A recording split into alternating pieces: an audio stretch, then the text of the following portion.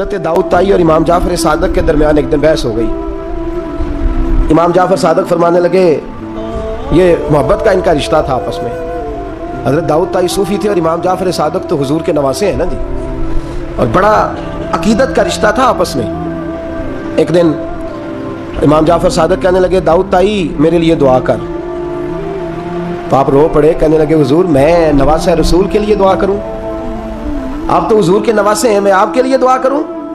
تو حضرت امام جعفر صادق کہنے لگے یہی تو دعا کرانی ہے, یہی تو میں نے کیا فرمایا, یہی تو دعا کرانی ہے کہ میرے لیے دعا کر, میں اپنے نبی کی بارگاہ میں شرمندہ نہ ہو جاؤں. حضور یہ نہ فرما دیں کہ میرا نواسا ہو کے تو کیا کرتا رہا, یہی تو دعا کرانی ہے. بڑا پیار تھا. ایک دن بحث ہو گئی, حج کر کے واپس آئے, عراق میں تشریف فرما تھے امام جعفر صادق. حج کر کے واپس آئے تو امام جعفر صادق کہنے لگے جو مکے سے ہو آتا ہے نا, اللہ پھر اس کو دوزخ میں نہیں ڈالے گا. خوش نہیں ہوئے آپ لوگ؟ اللہ آپ کو جزائے خیر عطا فرمائے. فرمایا جو کعبے کا دیدار کر لے ایک دفعہ زندگی میں اور ایمان کی حالت میں, اللہ پھر اسے دوزخ میں ایک دفعہ جو دیدار کر لے ایمان کی حالت میں, اللہ دوزخ میں. یہ فرمانے لگے یہ میری بات ہے, تو تصدیق کر میری بات کی, کیا میں نے ٹھیک کہا ہے؟ پیار تھا نا. تو کہنے لگے داؤد طائی تو کیا میں نے ٹھیک کہا ہے؟ کہنے لگے جی آپ نے فتویٰ ہی پورا نہیں دیا تو میں کیسے تصدیق کر دوں؟ آپ نے پورا فتویٰ پوری بات کریں تو تصدیق کرا لیں. کہا پوری بات کیا ہے؟ فرمانے لگے جو خانہ کعبہ بیت اللہ کا دیدار کر لے اللہ دوزخ میں نہیں ڈالے گا, اور جو مدینے سے ہو آئے اللہ اسے جنت میں ضرور داخل فرمائے گا صلی اللہ. تو آپ فرمانے لگے داؤد طائی میں نے تو مسئلہ بیان کیا اس لیے کہ جس نے ایمان کی حالت سے کعبہ دیکھ لیا تو اس کا اللہ پہ ایمان پختہ ہے, اور من قال لا الہ الا اللہ داخل الجنہ. اور تو نے یہ جو کہا ہے نا ضرور جنت میں داخل کرے گا مدینے دیکھنے والے کو, تو بھی دلیل پیش کر. مکہ کا ایمان کے ساتھ دیکھنے والا تو میں نے حدیث پیش کر دی, تو دلیل دے. حضرت داؤد طائی بولے بڑی خوبصورت بات, اور خوبصورت لوگ ہی خوبصورت باتیں کرتے ہیں, خوبصورت لوگ ہی جی, ورنہ تو اللہ خیر کرے خوبصورت بات نکلتی نہیں لوگوں کے منہ سے, حرم میں بیٹھ کے بھی نہیں نکلتی. پتہ نہیں کیا صاحب سونگ جاتا ہے, کس قسم کی بولی بولنے لگتے ہیں. خوبصورت لوگ خوبصورت بات کرتے ہیں. حضرت داؤد طائی کہنے لگے میری دلیل یہ ہے کہ پورے مکے میں کہیں جنت تو نہیں نا, مکہ دیکھنے والے کو جنت ملتی ہے پر مکے میں جنت نہیں. فرمانے لگے مدینے میں تو جنت ہے نا, روضۃ من ریاض الجنہ ما بین بیتی و منبری روضۃ من ریاض الجنہ. فرمایا میرے منبر اور میرے گھر کے درمیان جتنی جگہ ہے وہ. اور آپ فرمانے لگے حضرت امام جعفر صادق سے کہنے لگے حضور دیکھیں نا, اللہ فرماتا ہے جو جنت میں گیا ہم فیہا خالدون, پھر نکالا نہیں جائے گا. تو کہنے لگے میرا عقیدہ ہے جو 2 نفل بھی ریاض الجنت میں پڑھ لے اللہ اسے ضرور جنت میں داخل فرمائے, اس لیے کہ جو گیا وہ دوبارہ واپس. حضرت ادریس علیہ السلام کی دوستی ہو گئی رضوان سے.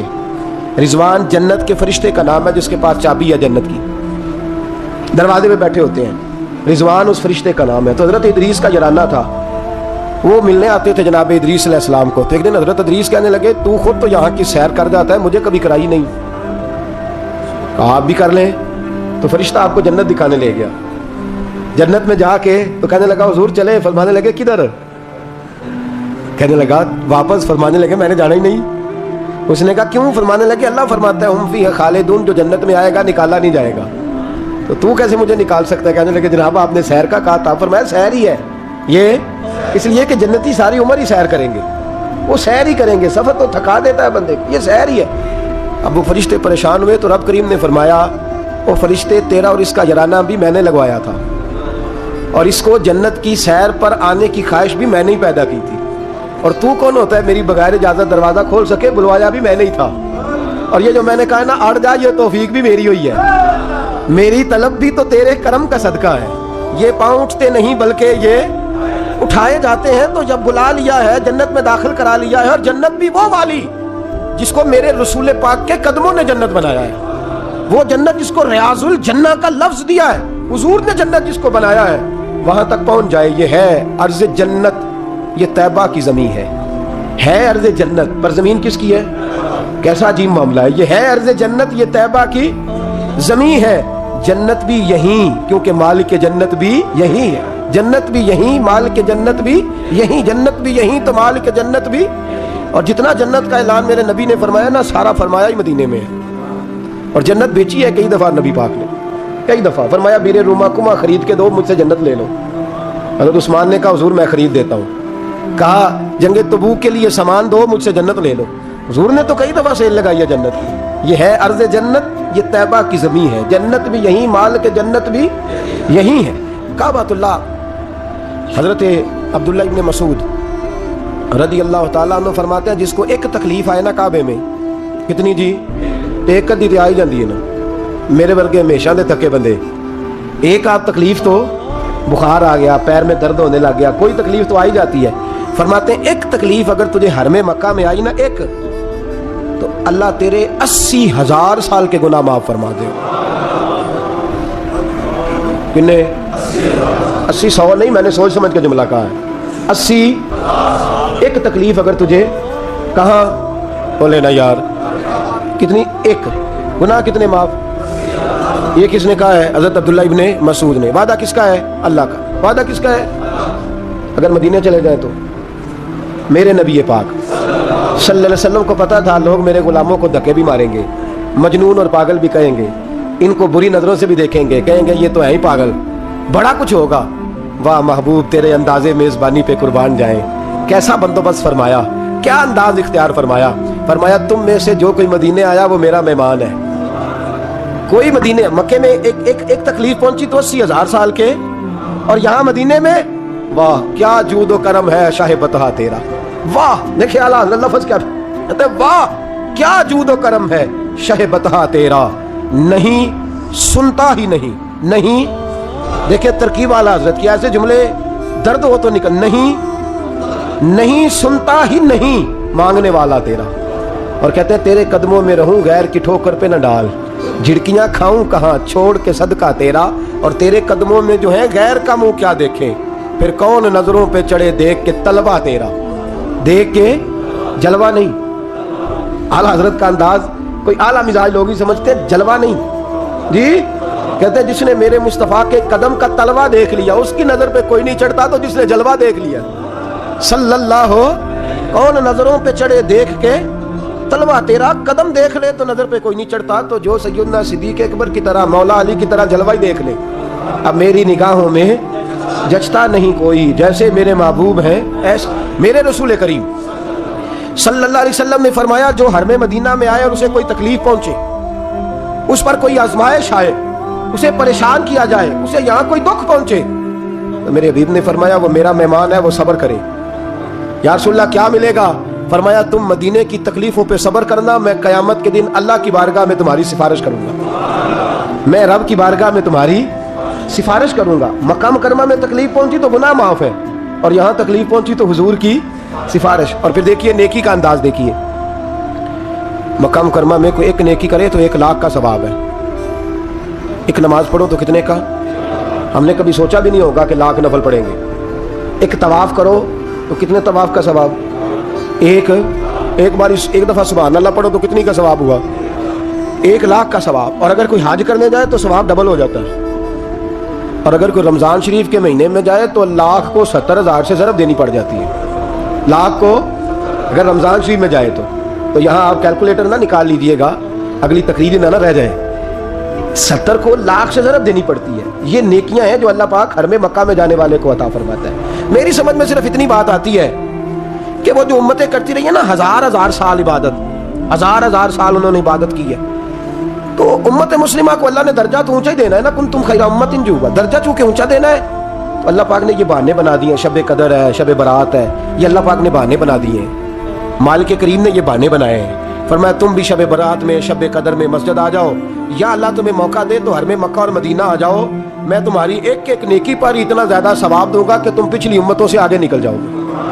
پچھلی امتوں سے اللہ نے ہمارے نمبر ہی زیادہ رکھے ہیں اور ہمیں اضافی نمبر بڑے ملتے ہیں، بڑے نمبر رکھے ہیں رب کریم نے ہمارے لیے. تو رب اللہ کریم کی رحمت سے میرے رسول پاک صلی اللہ. اور پھر دیکھیں نا کعبے کا معنی ہے مسابت للناس. کعبہ رجوع کی جگہ ہے. کس چیز کی جگہ ہے؟ یعنی اس کی طرف توجہ ہو. میرے نبی پاک صلی اللہ علیہ وسلم کی سب سے بڑی سنت کعبے کو دیکھنا ہے. حضور بیٹھ جاتے تھے اور کعبے کے سامنے بیٹھتے تھے. جب بھی حرم میں بیٹھتے دیر تک دیکھتے تھے. کچھ لوگ لالچ کرتے ہیں، نیکی کا کرنا چاہیے، اچھا لالچ ہے کہ میں طواف زیادہ کر لوں، عمرہ زیادہ کر لوں، بڑی اچھی بات ہے. لیکن رسول کریم صلی اللہ علیہ وسلم کی جو سنت سب سے زیادہ مضبوط ہے وہ ہے بیٹھ کے کعبے کا، اور حضور نے فرمایا تو دیدار ہی کرتا رہا، اللہ تجھ پر 20 رحمتوں کا نزول فرما دے گا۔ کعبہ معظمہ کا دیدار کرنا، کعبہ ہے رجوع کی جگہ۔ نماز کس طرف منہ کر کے پڑھنی چاہیے جی؟ اجی کدھر منہ کر کے پڑھنا ہے؟ کیڑی سائڈ پہ جی؟ مغرب سائڈ پہ۔ تو جو حرم شریف میں ہو وہ مغرب سائڈ منہ کرے گا، مشرق سائڈ۔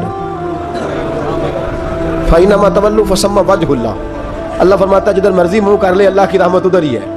وَلِلَّهِ الْمَشْرِقُ وَالْمَغْرِبُ، مشرق بھی اللہ کا، مغرب بھی اللہ کا۔ فَإِنَّمَا تَوَلُّوا فَثَمَّ وَجْهُ اللَّهِ، جدھر بھی منہ کرے گا اللہ ادھر ہی۔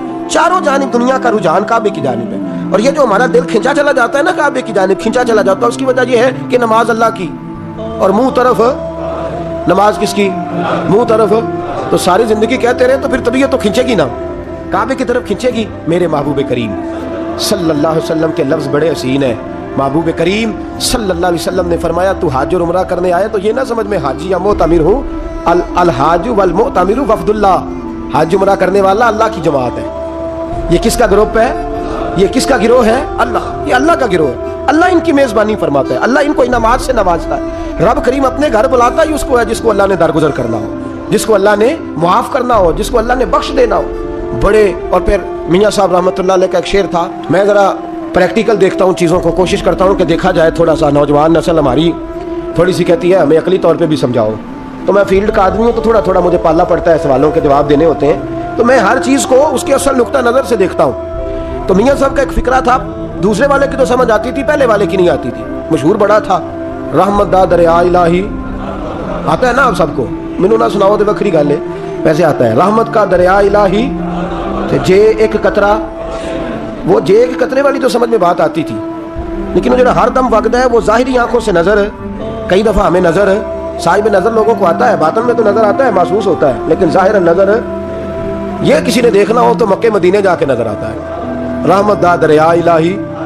ہر دم، ایک دم نہیں، ہر مدینے کی جس گلی پہ نظر کریں نا آپ ریلا ہی آ رہا ہے، مکے کی جس گلی پہ نظر کریں، وہ یہاں ایک جھوٹ بولتے ہیں ہمارے سیاستدان، کہتے ہیں یہ ٹھاٹھے مارتا سمندر، حالانکہ وہ نہر بھی نہیں ہوتی لوگوں کی، ٹھاٹھے مارتا سمندر، پتہ نہیں کدھر ٹھاٹھے لگ رہی ہے، اللہ ہی جانتا ہے، اور جو بھی شروع کرتا ہے بات یہیں سے، حرم شریف جا کے پتہ چلتا ہے ٹھاٹھے مارتا سمندر کس کو کہتے ہیں۔ رحمت دا دریا الہی، ہر دم ہی وگدا تیرا، جے ایک قطرہ بخشے مینوں۔ کام فرمایا یہ تو نیکی نہیں کہ منہ مشرق کی جانب کرو یا مغرب کی جانب کرو، یا اللہ نیکی کیا ہے؟ فرمایا نیکی وَلَٰكِنَّ الْبِرَّ مَنْ آمَنَ بِاللَّهِ وَالْيَوْمِ الْآخِرِ، فرمایا نیکی تو یہ ہے کہ اللہ اور آخرت پر ایمان لاؤ، نیکی ایمان کا نام ہے۔ پھر فرمایا فرشتوں پر، کتابوں پر، نبیوں پر ایمان لاؤ، اور اپنا مال خرچ کرو اللہ کی محبت میں، رشتہ داروں پر، یتیموں پر، مسکینوں پر، مسافروں پر، مانگنے والوں پر، غلام آزاد کرانے کے لیے۔ اور فرمایا نیکی تو یہ ہے کہ نماز قائم کرو، زکوٰۃ ادا کرو، اپنے وعدے پورے کرو جب تم وعدہ کر لیتے ہو، اور جب تمہیں کوئی مصیبت پہنچے اس پر صبر کرو۔ فرمایا اولئک الذین صدقوا، یہ وہ لوگ ہیں جو نیکی کے دعوے میں سچے ہیں، جو ایمان بھی لائیں، خرچ بھی کریں، مصیبت پر صبر بھی کریں، یہ وہ لوگ ہیں جو ایمان کے دعوے میں سچے ہیں۔ واولئک هم المتقون، اور یہ وہ لوگ ہیں جو پرہیزگار ہیں اللہ سے۔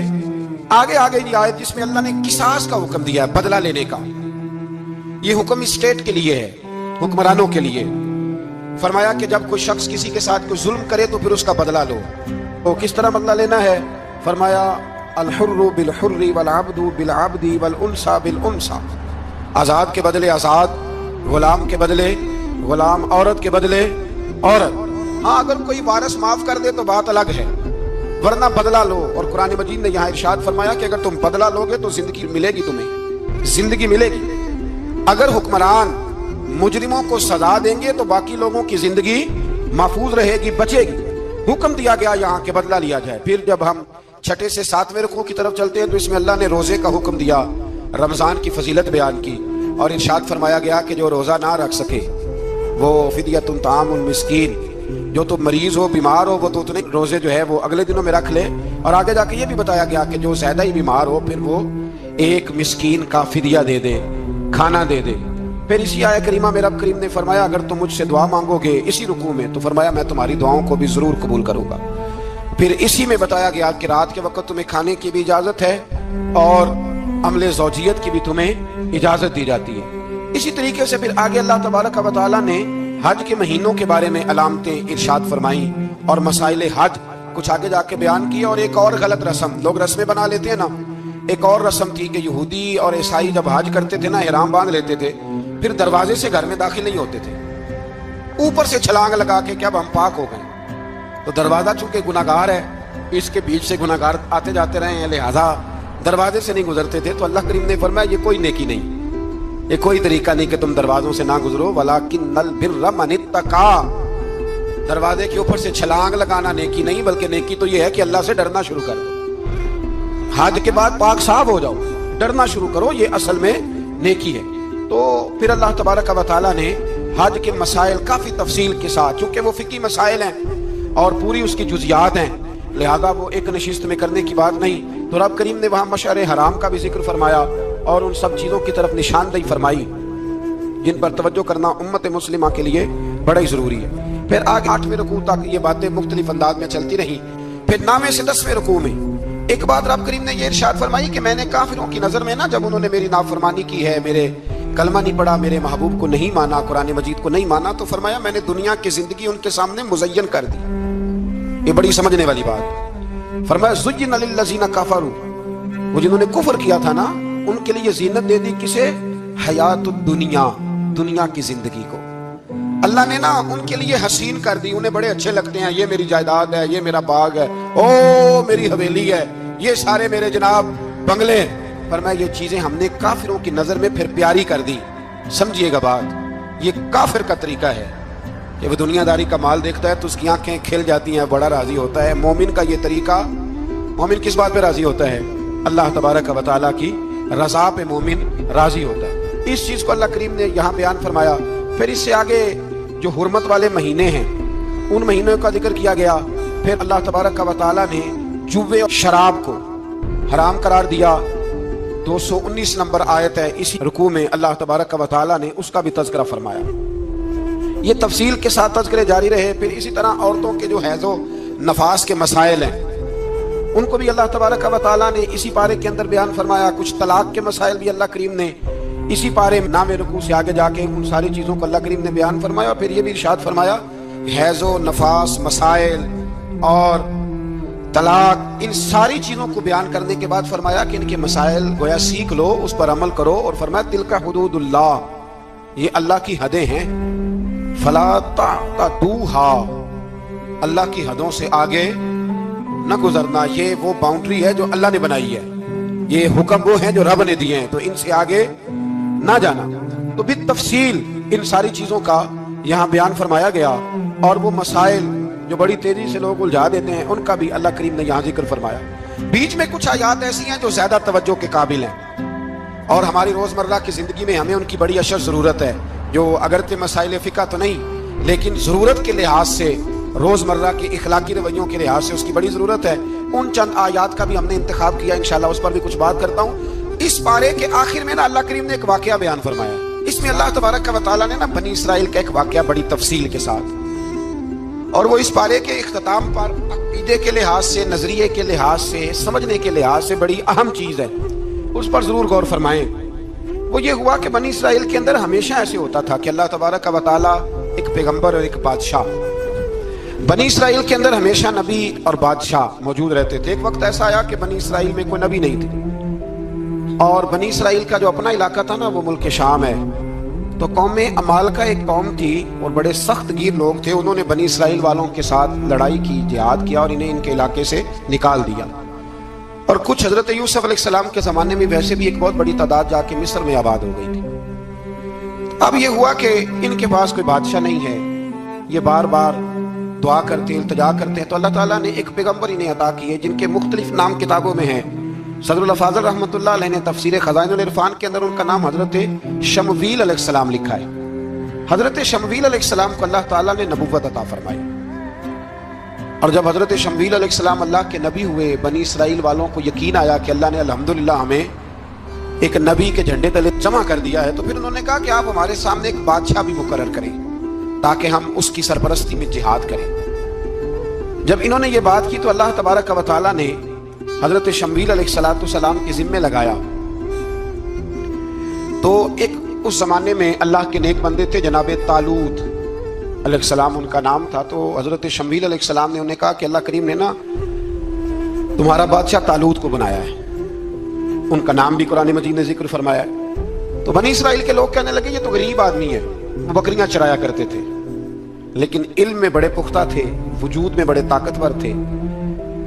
تو کہا کہ یہ تو غریب آدمی ہے تو ہم تو زیادہ حق رکھتے تھے کہ ہمیں بادشاہ بنایا جائے. تو حضرت طالوت علیہ السلام کے بادشاہ بننے کے بعد حضرت شمیل علیہ السلام نے جو بات کی اللہ کریم نے اسے قرآن مجید میں بیان فرمایا. رب فرماتا ہے بسطۃ فی العلم والجسم, اسے اس لیے تمہارا بادشاہ بنایا گیا ہے کہ اسے ہم نے کشادگی دی ہے علم میں بھی اور جسم میں بھی. بڑے ماشاءاللہ موٹے تازے تھے, وجود بڑا طاقتور تھا. کچھ موٹے تازے ہوتے ہیں پر طاقتور نہیں ہوتے, موٹے تازے بھی تھے اور طاقتور بھی تھے. فرمایا کہ وجود میں بھی طاقت ہے اور علم میں بھی اللہ نے انہیں وسعت عطا فرمائی. تو بنی اسرائیل والے کہنے لگے جی نہیں جی کوئی بندہ اور آ جائے, یہ ہمارا بہت بڑا مسئلہ ہے نا جی. ہر ایک کی مرضی کی نہ تو بات ہو سکتی ہے اور نہ ہر بندہ ہر ایک کی مرضی پر پورا. کہنے لگے نہیں جی کوئی اور ہونا چاہیے تھا, ہمیں کیسے پتا چلے گا کہ اللہ نے مقرر کیا ہے. بڑی خاص بات ہے, اس کو سمجھیے گا. یہ سارا مضمون آپ کو ملے گا اسی پارے کے آخر میں, آپ پڑھیں گے نا جی تو یہ سارا مضمون آپ کو ملے گا. اور آپ اگر سرسری نظر سے بھی اس کا مطالعہ کریں گے نا, جا کے قرآن شریف کھول کے 15ویں سے 16ویں رکوع میں, آپ خوش ہوں گے کہ آپ کتنے اچھے نظریے اور عقیدے کے ماننے والے ہیں. تو جب کہا نا کہ طالوت کو ہمارا بادشاہ بنایا گیا تو دلیل کیا ہے, تو قرآن کہتا ہے کہ حضرت شمویل علیہ السلام نے فرمایا کہ تمہارا ایک تابوت تھا, ایک صندوق تھا تمہارے پاس. وہ صندوق تمہارا قوم ممالکہ اٹھا کے لے گئی تھی. ان کے بادشاہ ہونے کی دلیل یہ ہے کہ اللہ تمہارا وہ صندوق تمہیں واپس کر دے گا. وہ تمہارا صندوق تمہیں واپس کر دے گا. اس صندوق میں کیا ہے, وہ حضرت آدم جنت سے ساتھ لے کے آئے تھے.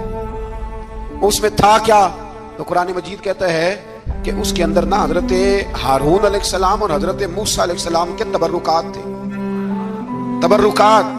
کل میں ایک مولوی دیکھ رہا تھا بیچارہ, ایک بندہ نا مسجد نبی کے ساتھ خلاف اور شاید کوئی کفن تھا, وہ مسجد نبی کی دیواروں سے مس کر رہا تھا. تو وہ کہہ رہا تھا نہیں اس سے کیا ہوتا ہے, تبرک کوئی چیز نہیں, اچھے اعمال کی وجہ سے بندہ بخشا جائے گا. میں نے کہا تو مجھے ملے تو میں تجھے بخاری کھول کے دکھاؤں کہ حضرت عبد الرحمن ابن عوف جنہیں حضور نے قطعی جنتی کہا, حضور کے وجود پر کرتا دیکھ کے کہنے لگے حضور بڑا ہی سونا لگ رہا ہے. تو فرمایا تجھے چاہیے حضور مل جائے تو کیا ہی بات ہے. نبی پاک نے عطا کیا تو صحابہ کہنے لگے عبد الرحمن آپ کو تو ضرورت نہیں تھی, آپ کے پاس تو بڑے لباس ہیں, تو یہ کرتا حضور نے قبول کر لیا, کوئی لے کے آیا اور آپ نے مانگ لیا. تو وہ رو پڑے, کہنے لگے پہننے کے لیے نہیں مانگا, یہ حضور کے جسم سے لگ گیا ہے, میں نے کفن بنانے کے لیے مانگا ہے.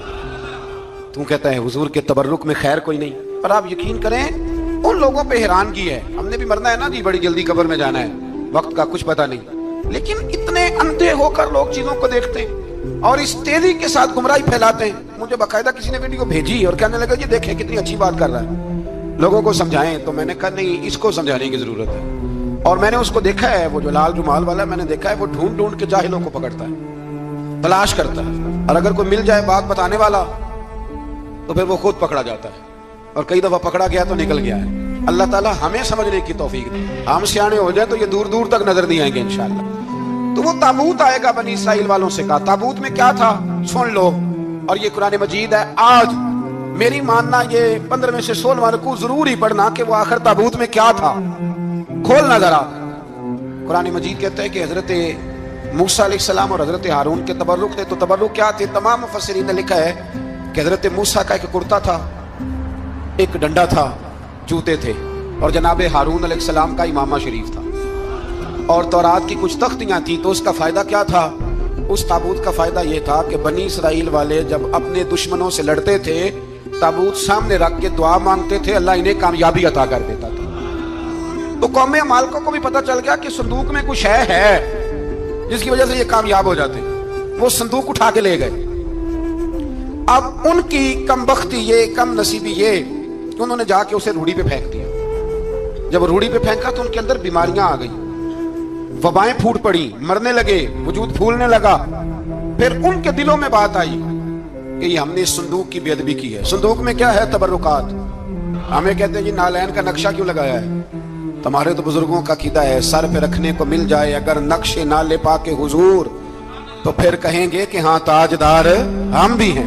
تو کہا کہ اس کے اندر یہ تبرکات تھے. انہیں بھی سمجھ میں آئی تو انہوں نے نا بیل گاڑی منگائی اور وہ صندوق اٹھا کے اس کے اوپر رکھ دیا. اب کیا ہوا؟ قرآن کہتا ہے کہ فرشتوں نے نا اس صندوق کو وہاں سے اٹھایا. مفسرین نے لکھا ہے اس کا معنی یہ بھی ہو سکتا ہے کہ اس بیل گاڑی کو ڈائریکشن پہ لگایا. ادھر سے حضرت شمویل علیہ السلام نے جناب طالوت کو بادشاہ بنا دیا اور ادھر سے وہ صندوق چل پڑا. کہا بھئی ہم ان کو کیسے بادشاہ مانے؟ تو فرمایا بادشاہ اس طرح مانو گے کہ تمہارا وہ صندوق آ جائے. اور قرآن کہتے ہیں اس صندوق میں تمہارے دلوں کا سکون ہے, اس میں تمہارے دلوں کا. اور بھائی ہماری تو کوشش ہوتی ہے بزرگوں سے کوئی چیز مل جائے, اللہ والوں کا کوئی تبرک ہمارے ہاتھ آ جائے. تو وہ صندوق آ گیا, یہ مان گئے. اب جہاد کرنے نکلے تو لڑنا تھا جالوت کی قوم کے ساتھ. وہ بڑا سخت آدمی تھا, 3 من سونا اس نے وجود پہ پہنا ہوتا تھا. اس کی قوم سے لڑنا ہے, ٹوپی بڑی تگڑی پہنی ہوتی تھی لوہے کی. اب کون لڑے؟ ایک نوجوان تھے جن کا نام تھا داؤد علیہ السلام. وہ بھی بکریاں چرایا کرتے تھے. اور جن دنوں حضرت طالوت نکلے نا اپنی قوم کو لے کر جالوت کے خلاف لڑنے, تو حضرت داؤد بھی شامل ہو گئے. اللہ جب کسی کو نوازتا ہے نا تو پھر خاص ہی کرم نوازی کرتا ہے. مفسرین نے لکھا جب یہ جا رہے تھے نا, وہاں جا رہے تھے تو رستے میں انہیں 3 پتھر مل گئے. انہوں نے وہ تینوں پتھر اٹھا لیے.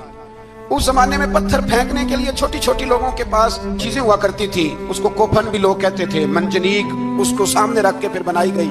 تو آپ کے پاس بھی وہ آلہ تھا جس سے دشمن پر پتھر مارے جاتے تھے. تو آپ وہ مشین لے کر, وہ آلہ لے کر وہاں پہنچے ہوئے تھے. 3 پتھر آپ کے پاس تھے. آپ فرماتے ہیں اس میں بڑا بیمار تھا, اتنا بیمار تھا کہ میرا رنگ پیلا ہو گیا. اب وہ جالوت کے سامنے کوئی نہیں جاتا تھا. تو جناب طالوت کہنے لگے کہ جو جالوت کو مارے گا نا, یعنی ان کے بادشاہ کو اس قوم کے, تو میں اسے اپنی آدھی سلطنت بھی دے دوں گا اور اپنی بیٹی کا نکاح بھی اس کے ساتھ کر دوں گا. دیکھیں اللہ نوازتا ہے تو کس انداز میں نوازتا ہے. تو حضرت داؤد کہتے ہیں وہ دور کھڑا تھا تو میں نے نا 3 پتھر مارے. بھئی ہمت کرنا تو ہمارے ذمہ ہے کہ نہیں؟ میری ملت کا جوان کہتا ہے میں نے کرنا کرانا کچھ نہیں. یعنی اگر آپ کہیں نا کچھ کرو تو پھر وہ کوئی کام کرنے کی مطلب معاملہ. وہ مجھے کل ایک سنگی کہہ رہے تھے, کہنے لگے جی اللہ کے فضل سے کچھ بھی نہیں کرنا پڑا, مرشد نے نظر کر دی. میں کہ میں ملن گی تو میں انہوں نے سمجھاواں گا کہ کچھ کرا کے نظر کریا کرو, کیونکہ میرے وہ دوست ہیں, میں انہیں جانتا ہوں. نظر میں بڑا کچھ ہوتا ہے لیکن اللہ بھی تو بندے پہ بڑی نظر رحمت کرتا ہے نا. لیکن کہتا ہے 5 نمازیں پڑھ, رمضان کے روزے رکھ, زکوٰۃ فرض ہو تو ادا کر, یہ سارے کام کر, سچ بول, دیانتداری کر, پھر میں اپنے فضل سے تجھے جنت عطا کروں. تو یہ جو رویہ ہم نے بنایا یہ درست نہیں. تو فرماتے ہیں 3 پتھر میں نے مارے, اللہ نے اتنا فضل کیا کہ وہ بھی مر گیا, اور اس سے چھو کے میرے پتھر آگے بڑھے تو اس کی فوج کے 30 آدمی بھی مر گئے. 3 پتھروں سے 31 بندے اللہ نے مار دیے. فرماتے اس لیے کہ ہاتھ میرے تھے اور طاقتیں میرے رب کریم کی تھی. تو حضرت داؤد علیہ السلام کے حصے میں جناب طالوت کی صاحبزادی بھی آئی, آدھی سلطنت بھی آئی. کافی سال حضرت طالوت حیات رہے, پھر ان کا وصال ہو گیا. تو ساری سلطنت حضرت داؤد کو ملی, اور پھر اللہ تبارک و تعالیٰ نے انہیں نبوت بھی عطا فرمائی. یہ دنیا میں واحد پیغمبر ہیں جو بیک وقت نبی بھی تھے اور بادشاہ بھی تھے. اور پھر اللہ نے فضل فرمایا, انہوں نے بڑی بڑی فتوحات کی. اور پھر حضرت داؤد کے صاحبزادے کا نام حضرت سلیمان علیہ السلام, پھر ان کے صاحبزادے کا نام حضرت. تو یہ ہوا کیسے؟ یہ سارا کچھ اللہ تبارک و تعالیٰ کے فضل سے ہوا, اس کے کرم سے ہوا. اب اس واقعہ سے ہمیں کیا پتہ چلتا ہے؟ ہمیں یہ پتہ چلتا ہے کہ رب جب فضل فرمائے نہ کسی پہ بھی, تو ہمیں اس بندے کو دیکھ کے راضی ہونا چاہیے, کوئی شکوہ نہیں کرنا چاہیے. اور دوسری بات یہ سمجھ لینا چاہیے کہ حکومتیں, مال, دولت یہ صرف سیاستوں سے نہیں ملتی, یہ خدا کے فضل سے ملتی. اور یہ بھی سمجھ لینا چاہیے کہ جو بزرگوں کے تبرکات ہوتے ہیں ان کی کیا ہی بات ہوتی ہے. چند باتیں ایسی تھیں کہ میرا دل کرتا تھا ان کو دہرایا جائے, اور خاص کر کے ان باتوں پر توجہ کی جائے. یہاں نا اللہ تبارک و تعالیٰ نے ان باتوں میں سے ایک بات کا ذکر فرمایا ہے.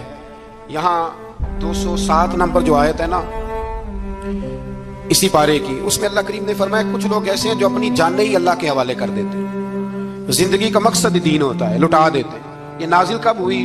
یہ آیت مبارکہ حضرت صہیب رومی کے بارے میں نازل ہوئی. حضرت صہیب رومی رضی اللہ تعالیٰ عنہ بڑے مالدار تھے.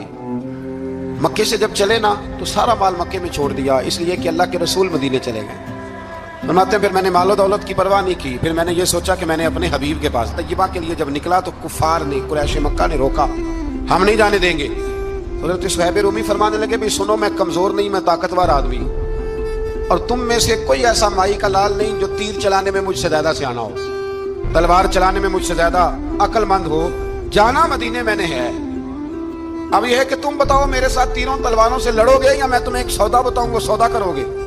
कुरैश कहने लगे सौदा क्या है? कहने लगे मेरा बड़ा माल है, मैं मक्के में दफन करके आया हूँ, तुम मुझे मदीने जाने दो, मैं तुम्हें सारे माल का पता बता देता हूँ।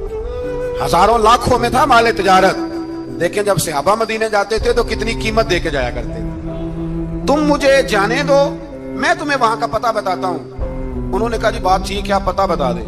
हज़रत सुहैब ने सारी जिंदगी की जमा पूंजी हजारों लाखों में सारी दे दी और मदीने के लिए तैयार हो गए।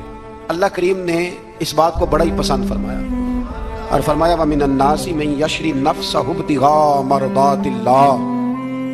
फरमाया कुछ लोग ऐसे हैं जो अपनी जानें ही बेच देते हैं अल्लाह की रजा हासिल करने के लिए, अपनी जानें बेच देते हैं।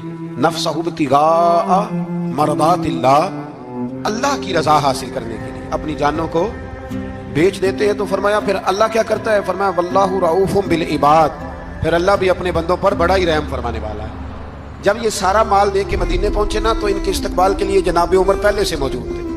हजरत उमर रिसीव करके नबी करीम की बारगाह में ले गए तो फरमाते हैं हुजूर ने मुझे देखते ही फरमाया सुहेब, जिंदगी में तुमने बड़ी तिजारतें की होंगी, पर ये जो तूने सौदा किया है ना, ये बड़ा ही नफे वाला किया है। ये जो सौदा फरमाया ये तूने बड़ा, तो दीन के लिए जब आप कोई काम करते हैं तो ये सौदा बड़ा नफे वाला। एक मजमून और यहाँ है 216 नंबर आयत में, वो भी बड़ा ही समझने वाला है। अल्लाह करीम ने जब जिहाद फर्ज किया ना, तो फरमाया कुतिबा अलैकुमुल किताल, हमने तुम पर कत्ल करना, किताल करना फर्ज किया है। फरमाया हो सकता है तुम्हें ये कराहत महसूस हो, मुश्किल लगे, बुरा लगे। एक बात जो आज की नसीहत है और मज़ामीने कुरान जो हम सीख रहे हैं उसके अंदर से हमें ये खास चीज है, इसको समझना चाहिए।